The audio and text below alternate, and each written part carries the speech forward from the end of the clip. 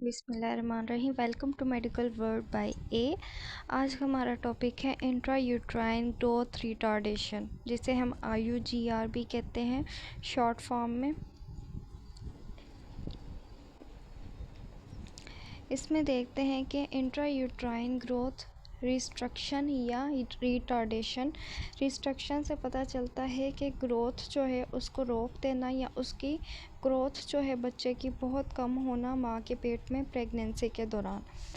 ये काज किस वजह से होता है?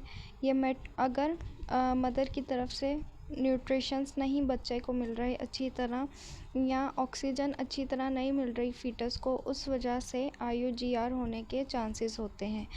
IUGR जो है इसमें जो है फीटस जो है गेस्टेशनल एज से छोटा होता है, और इसमें बाकी साइन भी नज़र आते हैं, जैसे कि क्रोनिक हाइपोक्सिया। हाइपोक्सिया क्या होता है कि ब्लड में जो है ऑक्सीजन की कमी होना।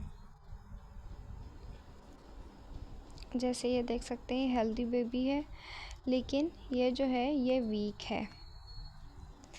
IUGR जो है बेबी जो गेस्टेशनल एज से जो है बच्चा छोटा होता है, और ये हम किससे कंपेयर करते हैं? अगर इसका वेट जो है 10 परसेंटाइल से कम होता है गेस्टेशनल एज से, अगर को रिलेट करें एंड ऑफ प्रेगनेंसी, तो इसका मतलब जो है कि बेबी का जो वेट है वो बहुत कम है।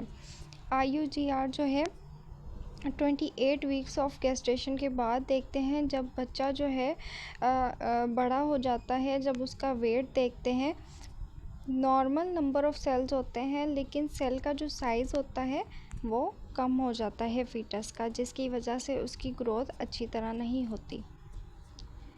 इंसिडेंस इसके कितने आते हैं? 3 to 5% जो है सब ओवरऑल प्रेगनेंसी में से ऐसे केस आते हैं। टाइप्स ऑफ IUGR की कितनी टाइप्स हैं?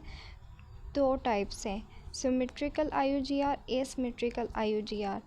यहाँ पे ये है नॉर्मल फीटस, नॉर्मल हेड है उसका, नॉर्मल एब्डोमेन है, ये नॉर्मल है। सिमेट्रिकल में क्या होता है कि स्मॉल हेड होता है और स्मॉल एब्डोमेन, दोनों मतलब सेम होते हैं।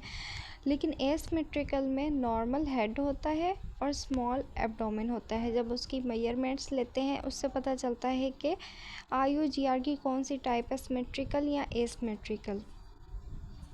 सिमेट्रिकल IUGR देखते हैं, ये 20 से 30% जो है पाया जाता है।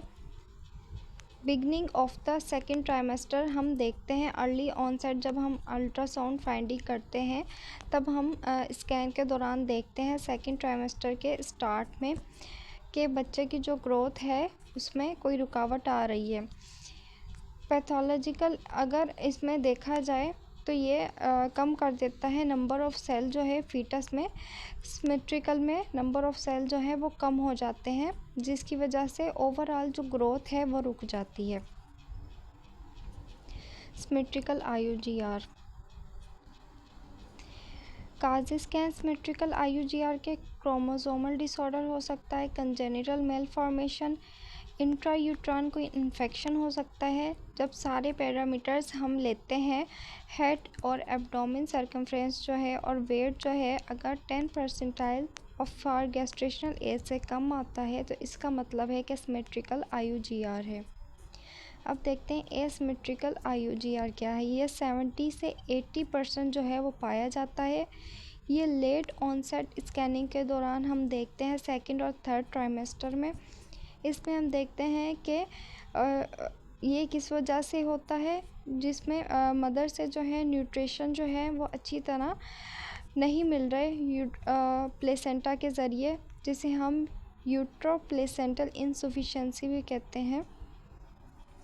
इसमें जो है नंबर ऑफ़ सेल्स जो हैं वो नॉर्मल होते हैं, लेकिन उनका साइज़ जो है वो कम होता है, जिसकी वजह से ग्रोथ में रुकावट आती है।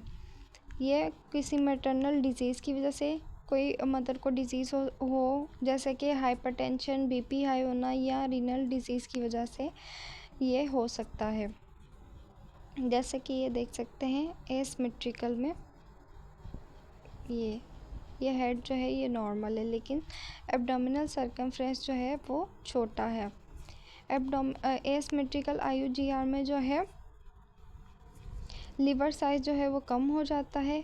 स्फीयर प्लेसेंटल इनसफिशिएंसी मतलब कि बच्चे को न्यूट्रिशंस जो है वो कम्प्लीटली नहीं मिल रहे और इसकी वजह से ये कॉम्प्लिकेशंस आती हैं।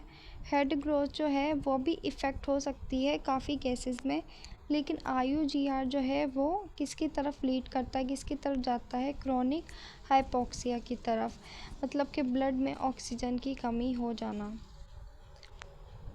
इंटरमीडिएट IUGR क्या है? 5 to 10% जो है पाया जाता है। फीटल ग्रोथ जो है वो रुक जाती है, किसकी वजह से कि नंबर ऑफ़ सेल्स जो है वो कम हो जाते हैं और उनका साइज़ भी जो है वो कम हो जाता है। Thank you for